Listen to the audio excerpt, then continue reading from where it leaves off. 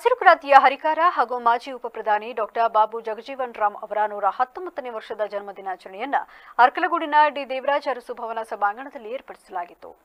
ಶಾಸಕ ಎ ಮಂಜು ಮಾತನಾಡಿ, ಬಾಬು ಜಗಜೀವನ್ ರಾಮ್ ಅವರು ಈ ದೇಶ ಕಂಡ ಅಪ್ರತಿಮ ನಾಯಕರಲ್ಲಿ ಒಬ್ಬರು. ಅವರ 119ನೇ ಜನ್ಮದಿನಾಚರಣೆಯ ಈ ಸಂದರ್ಭದಲ್ಲಿ ಅವರ ಮಹತ್ವದ ಕೊಡುಗೆಗಳನ್ನು ಸ್ಮರಿಸುವುದು ನಮ್ಮೆಲ್ಲರ ಕರ್ತವ್ಯವಾಗಿದೆ.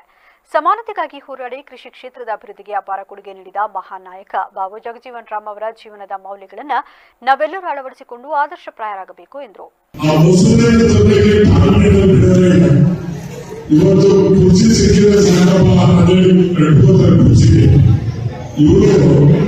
ಇವರಿಗೆ ಮಾತಿಗೆ ಮನ್ನಣೆ ಸಿಕ್ಕಿಲ್ಲ ಅಂತ ಹೇಳಿ ಮಂತ್ರಿ ಸ್ಥಾನಕ್ಕೆ ರಾಜೀನಾಮೆ ಕೊಟ್ಟು ಹೊರಬರ್ತಾರೆ.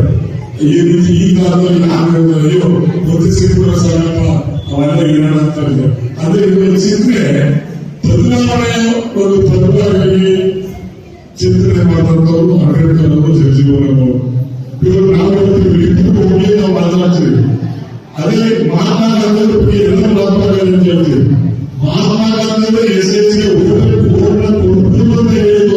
ಪ್ರಧಾನ ಭಾಷಣಕಾರರಾಗಿ ಗ್ರಾಮಾಂತರ ಪದವಿ ಪೂರ್ವ ಕಾಲೇಜು ಬೈಚನಹಳ್ಳಿ ರಾಜ್ಯಶಾಸ್ತ್ರ ಉಪನ್ಯಾಸಕ ದಿನೇಶ್ ಎಂಎಚ್ ಮಾತನಾಡಿ, ಡಾಕ್ಟರ್ ಬಾಬು ಜಗಜೀವನ್ ರಾಮ್ ಅವರು ನಡೆದು ಬಂದ ದಾರಿಯ ಬಗ್ಗೆ ವಿಸ್ತೃತವಾಗಿ ಹಾಗೂ ಉಪಪ್ರಧಾನಿಯಾಗಿದ್ದ ಅವರಿಗೆ ಪ್ರಧಾನಿಯಾಗುವ ಅವಕಾಶವಿದ್ದರೂ ಕೈತಪ್ಪಿದ್ದು ಹೇಗೆ ಎಂಬ ಪ್ರಶ್ನೆಯನ್ನ ಮಾಡುತ್ತಾ ನೆರೆದಿದ್ದ ಎಲ್ಲರನ್ನ ಮೂಕ ವಿಸ್ಮಿತರಾಗುವಂತೆ ಮಾತನಾಡಿದರು. ತಾಲೂಕು ಆಡಳಿತ ಸಮಾಜ ಕಲ್ಯಾಣ ಇಲಾಖೆ ಹಾಗೂ ಪಟ್ಟಣದ ಪಂಚಾಯಿತಿ ಅರ್ಕಲಗೂಡು ಇವರ ಸಂಯುಕ್ತಾಶ್ರಯದಲ್ಲಿ ಕಾರ್ಯಕ್ರಮ ನಡೆಯಿತು. ಕಾರ್ಯಕ್ರಮಕ್ಕೂ ಮೊದಲು ತಾಲೂಕು ಕಚೇರಿ ಆವರಣದಲ್ಲಿರುವ ಡಾಕ್ಟರ್ ಬಿಆರ್ ಅಂಬೇಡ್ಕರ್ ಅವರ ಪ್ರತಿಮೆಗೆ ತಾಲೂಕು ದಂಡಾಧಿಕಾರಿ ಕೆಸಿ ಸೌಮ್ಯ ಅವರು ಮಾಲಾರ್ಪಣೆ ಮಾಡುವ ಮೂಲಕ ಬೆಳ್ಳಿ ರಥದಲ್ಲಿ ಡಾಕ್ಟರ್ ಬಾಬು ಜಗಜೀವನ್ ರಾಮ್ ಭಾವಚಿತ್ರಕ್ಕೆ ಪುಷ್ಪ ನಮನ ಸಲ್ಲಿಸುವ ಮೂಲಕ ಚಾಲನೆ ನೀಡಿದರು.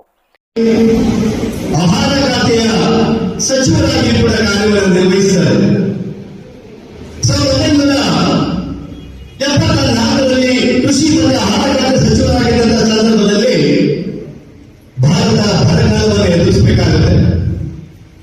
ಆ ಬರಗಾಲವನ್ನು ಎದುರಿಸಬೇಕಾದ ಸಂದರ್ಭದಲ್ಲಿ ನಮಗೆ ಆಹಾರ ಕೊರತೆ ಎದುರಾಗುತ್ತೆ. ಅವಾಗ ಬಾಬು ಜಗಜೀವನ್ ರಾಮ್ ಅವರು ಕೃಷಿಯಲ್ಲಿ ಸಾಕಷ್ಟು ಬದಲಾವಣೆಗಳನ್ನು ಈ ಸಂದರ್ಭದಲ್ಲಿ ಕ್ಷೇತ್ರ ಶಿಕ್ಷಣಾಧಿಕಾರಿ ನಾರಾಯಣ ಕೆಪಿ, ಪಟ್ಟಣ ಪಂಚಾಯಿತಿ ಮುಖ್ಯಾಧಿಕಾರಿ ನಾಗೇಂದ್ರ ಕುಮಾರ್ ಸಿಡಿ, ಶಿಶುಅಭಿವೃದ್ಧಿ ಇಲಾಖೆಯ ವೆಂಕಟೇಶ್ ಹಾಗೂ ಸಮಾಜ ಕಲ್ಯಾಣ ಇಲಾಖೆಯ ಸಹಾಯಕ ನಿರ್ದೇಶಕರಾದ ಸಿಆರ್ ರವಿಕುಮಾರ್ ಉಪಸ್ಥಿತರಿದ್ದರು. ಕಾರ್ಯಕ್ರಮದಲ್ಲಿ ಎಸ್ಎಸ್ಎಲ್ಸಿ ಪರೀಕ್ಷೆಯಲ್ಲಿ ಅತಿ ಹೆಚ್ಚು ಅಂಕ ಪಡೆದ ವಿದ್ಯಾರ್ಥಿಗಳನ್ನು ಸನ್ಮಾನಿಸಲಾಯಿತು.